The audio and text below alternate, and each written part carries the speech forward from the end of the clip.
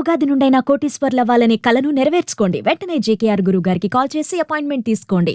Hello MN Kashyap గారు. Hello Nagaraj గారు.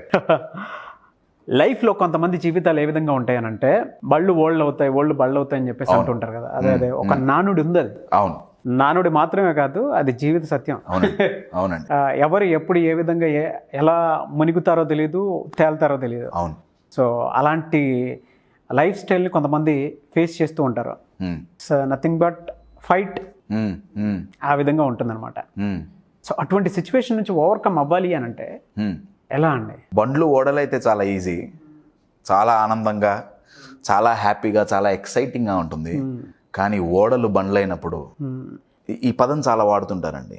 జీవితం తలకిందులైంది. ఆ టైంలో హ్యాండిల్ చేయగలిగిన వాడు ఛాంపియన్ అండి. అవును. దీని యొక్క స్టెబిలిటీ చాలా అవసరం. అప్పుడు ఇది ఈ మైండ్ యొక్క శక్తి అప్పుడు తెలుస్తుంది. I give you an example.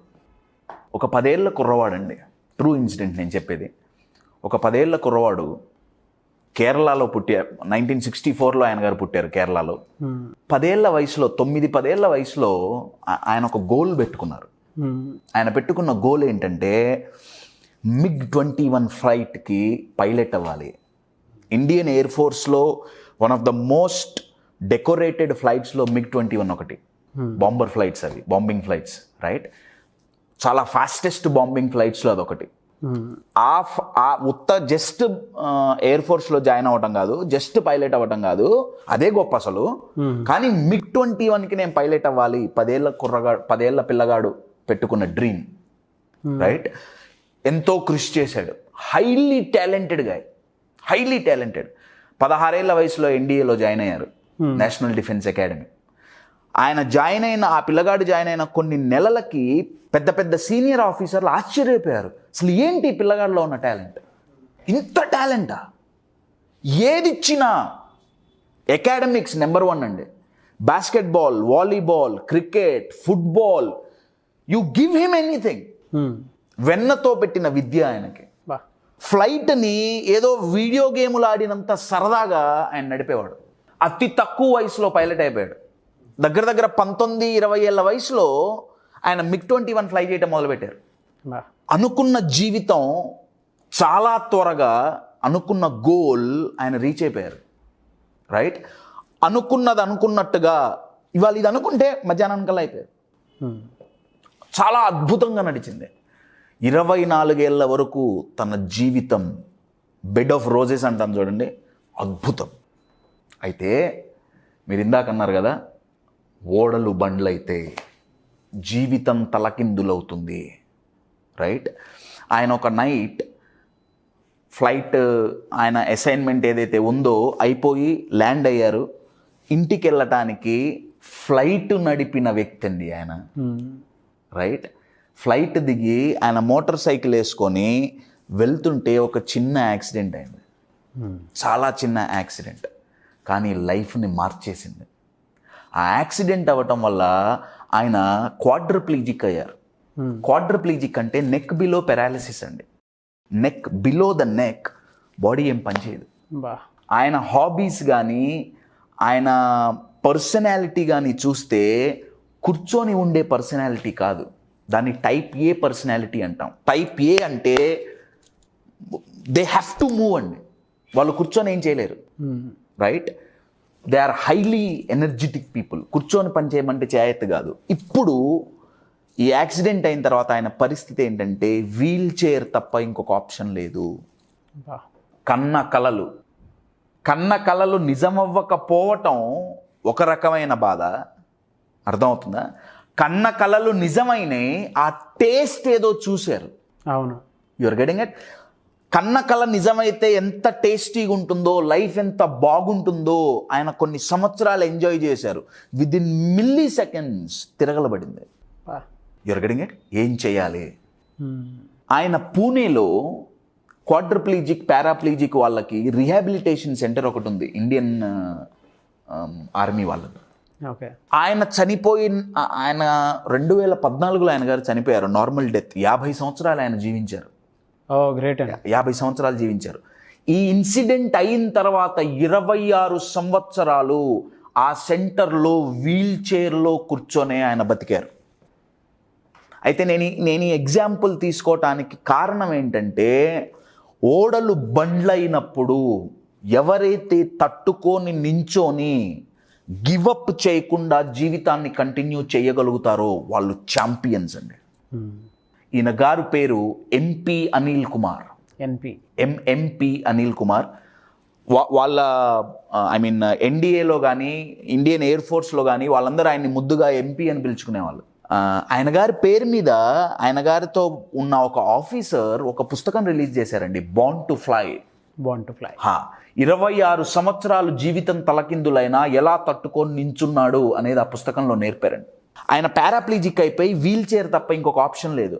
చేతులు కదలవు, కాళ్ళు కదలవు, ఓన్లీ ఈ బాడీ ఒక్కటే ఇది చలనం ఉంది, మిగతావేమీ లేవు, పెరాలిసిస్. రైట్? ఆయన అడిగారు, జీవితం నీది తలకిందులైంది కదా, నువ్వెలా తట్టుకున్నావు?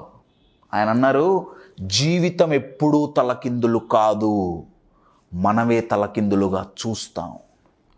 Very powerful word, very powerful statement. ఆయన 26 ఏళ్ళు తర్వాత ఎలా గడిపారో తెలుసా? ఆయన పొద్దున్నే లేచినప్పటి నుంచి పడుకునేంత వరకు ఆయన చెయ్యగలిగింది చేసింది ఒకే ఒక్క పనండి, ఆర్టికల్స్ అండ్ బుక్స్ రాయటం. కశ్యప్ వెరీ సింపుల్గా చేత్తో కాదు, నోటితో రాసేవాళ్ళు ఆయన. ఎందుకంటే చేతులు పనిచేయట్లా. మీకు ఇప్పుడు స్క్రీన్ మీద ఒక ఫోటో వస్తుంది, ఆయన నోట్లో ఒక చిన్న స్టిక్ లాంటిది పెట్టుకొని ఆ స్టిక్తో కీబోర్డుని ప్రెస్ చేసేవాళ్ళు టైప్ చేయడానికి. ఎంతసేపు టైప్ చేస్తే ఒక సెంటెన్స్ అవుతుందండి? ఎంతసేపు టైప్ చేస్తే ఇది కావాలి? You are getting it? ఆయన ఒక ఆర్టికల్ రాశారండి. ఆయన ఫస్ట్ రాసిన, ఆయన ఎస్సే అంటారు దాన్ని, ఒక ఎస్సే రాశారు, air Born to chair Born. ఎందుకంటే ఆయన ఫ్లైట్లో కూర్చున్న కాక్పీట్లో కూర్చున్న చైర్ నుంచి ఆయన జీవితం వీల్ చైర్కి పరిమితం అయిపోయింది. జీవితం వీల్ చైర్కి పరిమితం అవ్వచ్చు, కానీ ఆయన థింకింగ్ మాత్రం పరిమితం కాల. You are getting my point? ఆయన అన్న పదం అండి, ఆ సెంటెన్స్ అసలు జీవితం తలకిందులు కాదు, మనమే తలకిందులుగా చూస్తున్నాం. నేను ఇది విని ఈ కథ చదివినప్పుడు, ఆయన ఉన్నప్పుడు నేను ఎందుకు కలగలేదే అన్న బాధ కలిగింది నాకు. ఆయన పోయిన తర్వాత నాకు ఈ కథ తెలిసింది. ఆయన మైండ్ సెట్ ఏమై ఉంటుంది అది. అందుకే కదండి ఇప్పుడు ఈ స్టోరీ తీసుకోగలగాలి కదండి. ఎంత కష్టం అది. అర్లీ ఏజ్లో అచీవ్మెంట్ చూసి దాని తర్వాత మొత్తం నా జీవితం ఇలా ఉంటుంది అని అంటే, ఇయర్స్ బై ఇయర్స్ పాస్ అయ్యే కొద్దీ నా లైఫ్ ఇలా ఉండబోతుంది అని అంటే అది తీసుకోగలగాలి ఫస్ట్. ఆ మెంటాలిటీకి అంటే ఎమోషనల్గా తీసుకున్నటువంటి డెసిషన్కి హ్యాట్స్ ఆఫ్ చెప్పాలి. అవునండి. అలా తీసుకోగలగటానికి కారణం ఏంటంటే అండి, ఇది వింటున్న ప్రతి ఒక్కళ్ళు నేను ఇప్పుడు అడిగే క్వశ్చన్స్కి ఆన్సర్ చేయండి. Life is blank, fill in the blank అంటే మీరేం ఆన్సర్ ఇస్తారు? కింద కామెంట్ బాక్స్లో. వెరీ గుడ్, కింద కామెంట్ బాక్స్లో పెట్టండి. చాలామంది ఇచ్చే ఇదేంటంటే, life is a fight, life is struggle, life is full of struggles. ఆయన అన్నాడు life is full of excitement.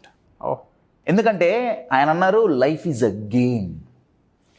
ఇప్పుడు లైఫ్ ఈజ్ అ ఫైట్ అని డెఫినేషన్ ఇచ్చిన mind versus life is a game అని డెఫినేషన్. నేను లైఫ్ ఈజ్ అ గేమ్ అని ఇస్తా, నేను చాలా స్పోర్టివ్గా తీసుకుంటాను. ప్రతి గేమ్ ఆడిన తర్వాత పార్టీలు జరుగుతాయి, ఓడిపోతే మహా అయితే రిఫ్లెక్షన్స్ జరుగుతాయి అంతే. కానీ ప్రతి ఫైట్ తర్వాత తగిలిన దెబ్బలకి బ్యాండేడ్లు వేసుకోవాల్సి వస్తుంది. ఎవరైతే లైఫ్ని ఫైట్ అని డెఫినేషన్ ఇచ్చి చూస్తారో వాళ్ళు జీవితాంతం పోరాడుతూనే ఉంటారు. అనిల్ కుమార్ గారు ఏమన్నారంటే, జీవితంతో పోరాడాల్సిన అవసరం లేదు. జరిగిన దాన్ని జరిగినట్టుగా మీరు తీసుకుంటే, ఓకే ఇది నాకు జరిగింది, వాట్ నెక్స్ట్, నాకే ఎందుకు ఇలా జరుగుతుంది, ఆ ప్రశ్న అడగటం మానేయండి. నేను చెప్పిన మాట కాదు, అనిల్ కుమార్ గారు చెప్పిన మాట. ఎందుకంటే సక్సెస్ఫుల్ పీపుల్. అబ్సల్యూట్లీ. ఆయన అన్నారు అదే నన్ను బతికిచ్చింది. 26 ఏళ్ళు అలా బతకటానికి కారణం ఈ ప్రశ్న అడగటం నేను మానేశా. ఓకే నా పరిస్థితి ఇది, నేనేం చేయగలుగుతా ఉన్నదాంతో. My dear friends, life is not a fight, life is not a war, life is not a battle, life is not struggle. My dear friends, life is a challenge, life is an excitement, life is a game, you're getting it. లైఫ్ని మీరు ఎంత ప్రొడక్టివ్గా define చేయగలిగితే సిచ్యువేషన్స్ని అంత ఈజీగా refine చేయగలుగుతారు.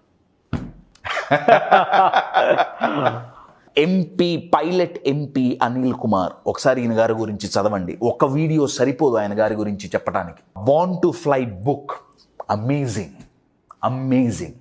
So airborne to wheelchair, ఆ airborne to chair born అనేది ఆయన గారు రాసిన ఆర్టికల్ అండి. అది కూడా అవైలబుల్ ఉంటుంది, rediff.com వాటిలో అంతా ఉంటుంది.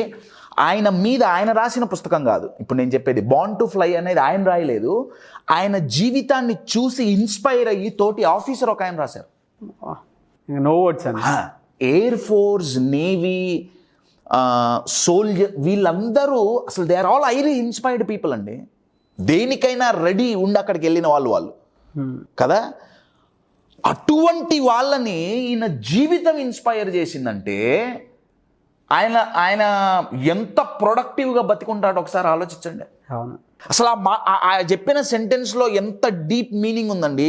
జీవితం తలకిందులు కాదు, మనమే తలకిందులుగా చూస్తున్నాం. అవును, అసలు దాంట్లో ఎంత అర్థం ఉంది. Your getting it. ఎప్పుడు మీ దృష్టిలో మీ ఓడలు బండ్లైతే MP Anil Kumar, pilot MP Anil Kumar గారు, ఆయన గారి గురించి ఒకసారి గుర్తు తెచ్చుకోండి. మై డియర్ ఫ్రెండ్స్, బతకటానికి, పడితే లేవటానికి, దెబ్బ తగిలితే తట్టుకోవటానికి, ప్రాబ్లమ్స్ వస్తే ఫేస్ చేయటానికి, భయం వస్తే ఎదుర్కొని నించోవటానికి ఆ ధైర్యం, ఆ సాహసం, ఆ కరేజ్, ఆ positivity pilot MP Anil Kumar గారి లైఫ్ నుంచి మనం తీసుకోగలుగుతాం. He's a human power bank. His life is a human power bank. My dear friends, just remember this statement. Life is a game. Life is not a fight. Don't fight, my dear friends. Play the game. Enjoy the game. ఒకటి మాత్రం appreciate చేయాలండి, అంటే రెగ్యులర్గా మనకు ఉండే దాంట్లోనే ఒక word అయితే చెప్తాను. ఒక కంటెంట్ బయటికి రావాలి అని అంటే దాని వెనక లాట్ ఆఫ్ థియరీస్, రీసెర్చ్, ఒక ప్రాక్టికల్ లైఫ్ని చూస్తే తప్ప ఎటువంటి కంటెంట్ బయటికి రాదు. చాలామంది విషెస్ కానివ్వండి, బ్లెస్సింగ్స్ కానివ్వండి, ఈ కంటెంట్కి రావడం అనేది కూడా feeling very happy and thank you so much. Thank you. ఎందుకంటే